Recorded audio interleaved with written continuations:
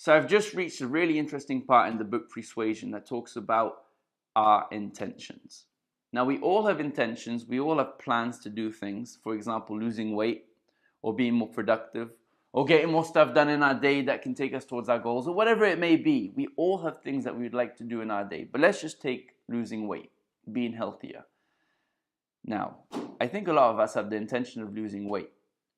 But interestingly enough, when it comes to health, only about 50% of the time does that actually work. We have the intention to lose 5 kilos or 10 kilos, but something comes up. We either forget to exercise, we don't recognize the times in our day that we could capitalize on burning more calories. For example, taking the stairs as opposed to taking the lift or the escalator. Or sometimes our day is just so busy that we don't have time to exercise, or we're so caught up in the work we have to do, we actually then again forget to exercise. Now, all these things happen all the time. So how can we set ourselves up for success? That is the question. And in this book, Robert Cialdini tells us exactly what we can do. And it seems so simple. It is so simple, but the hardest part is sitting down and actually setting this up, which takes a few minutes. That's the crazy thing. We are in control of how we set these triggers up. And it's all about setting triggers up. Cues in our environment that trigger us to do a healthy action instead of previously the unhealthy action. So for example, you have business lunches. And at the end of each lunch, the waiter comes up, takes away all the plates at the table, and then he says, "Would you like dessert?" Well, when the waiter comes and asks if I would like to have dessert, then I will ask for mint tea. That is a simple trigger that we can use. So the cue is, would you like dessert? That triggers us to then respond, I'll have a mint tea. Now that's something so simple, and it's something that you can recognize in your environment, and it's something you can set up. So that was one of the things that he said we can do. And that's how you use the principle of the if, when, then. That's how you do it.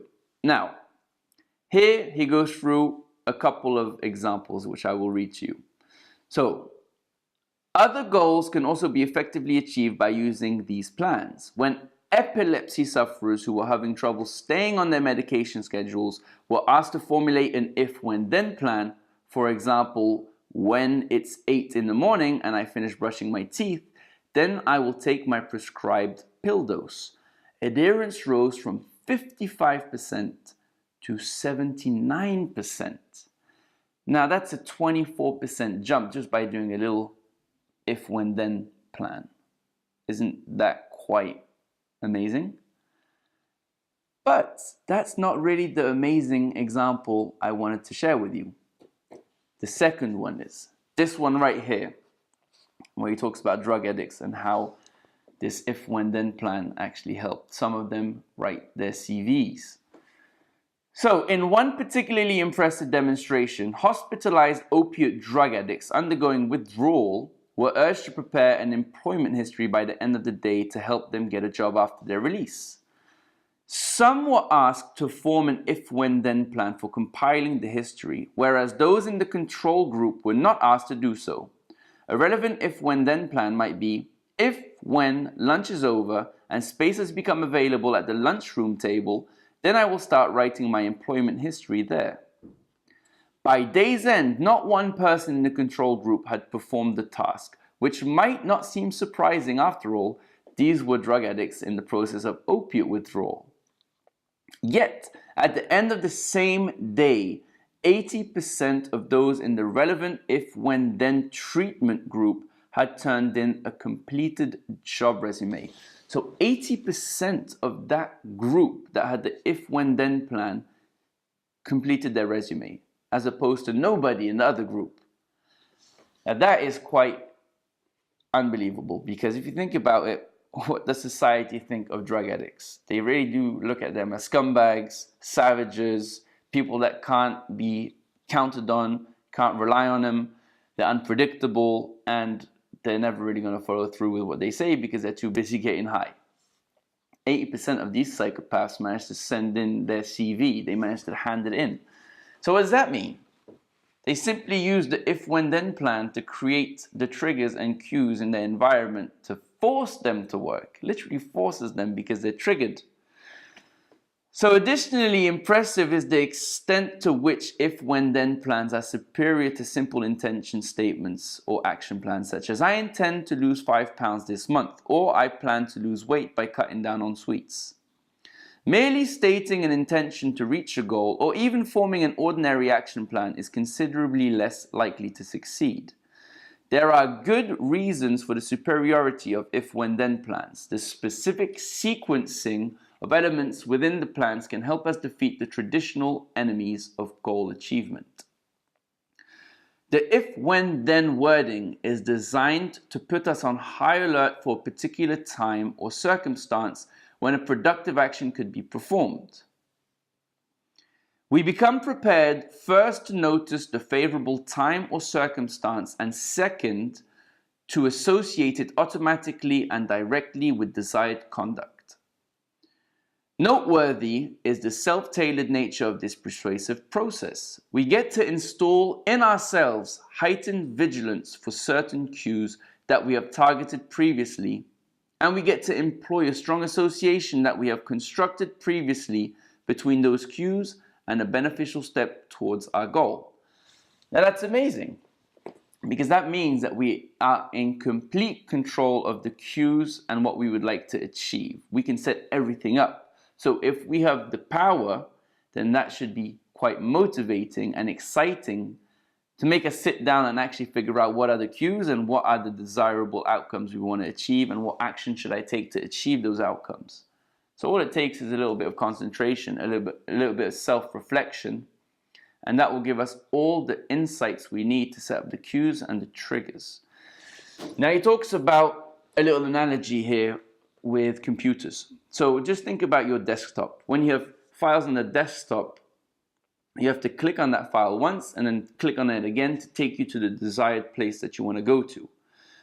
And that takes 2 clicks. But sometimes you can take 1 click.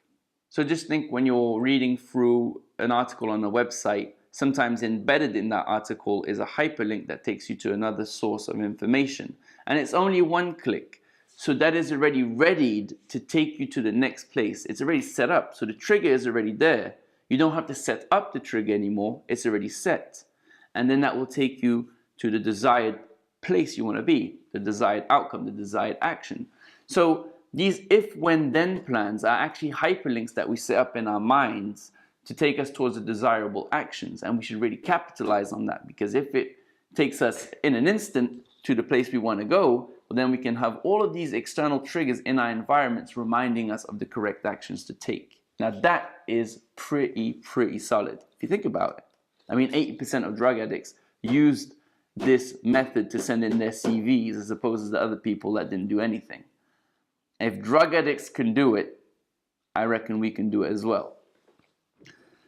So he says, chronically unsuccessful dieters eat fewer high-calorie foods and lose more weight after forming if, when, then plans, such as if, when I see chocolate displayed in the supermarket, then I will think of my diet. Now, that is so simple. It is so simple to remind ourselves. All we need to do is analyze our day, really just take a second to think back over what happens when I give in to chocolate. How does that take place? What is going on in my environment? And if you recognize something that happens repetitively, then that will be your trigger. And all you need to do is set up the desired outcome you want to have when you're triggered. So here, when you see chocolate in the supermarket, so if I see a chocolate bar or I see sweets or I see crisps, I'll remind myself of my diet. Okay, if I watch a film and it's time to sit down, I will remind myself to get carrots or have a glass of water by my side so that I don't feel hungry and feel the need to snack on junk food. Something like that. We all have different cues, different triggers, different motivations, and different goals. So it's up to you to figure it out. But if you use the power of the if, when, then plan, if you see something, then this will happen, or when this event takes place, then this will be the desired action that I will take. Then we can really guarantee success. If it's losing weight, if it's getting more stuff done, if it's whatever it is that you want, if you just use this. You know, those drug addicts had to write a CV, and they used this if, when, then plan, and 80% of them managed to write the CV. We have to remember that, because drug addicts have weak wills. So I can think, or I would hope, that our will is a little bit stronger than a drug addict. So just give it a go. If, when something happens, then I will do that. Okay, now hopefully this video was helpful. If it was, give it a thumbs up. And don't forget to like, comment, and subscribe. And I'll see you in the next video.